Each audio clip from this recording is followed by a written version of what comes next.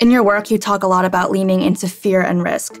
When does it make sense to take a risk instead of playing it safe? My team and I ended up deciding to study fear and risk-taking because it was such a big part of our daily operating this business.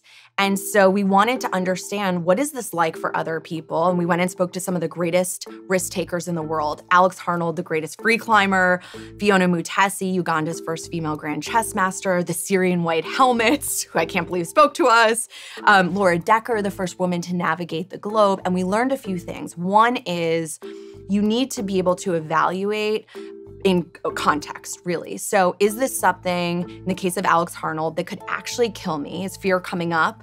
You know, could I really fall to my death? Or am I safe and it's okay to proceed? In the case of Laura Decker, she talked to us about setting a vision and following through.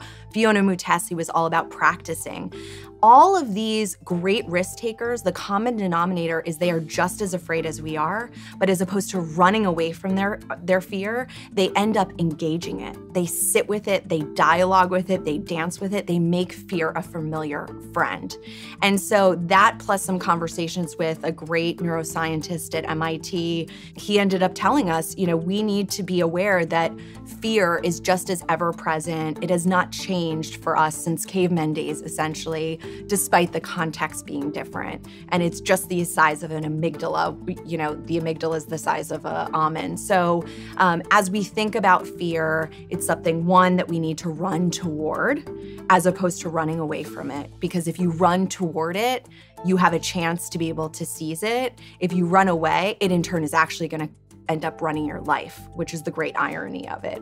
And then you've got to laugh because it's that small, but it's that powerful. Who's gonna let an almond run the show?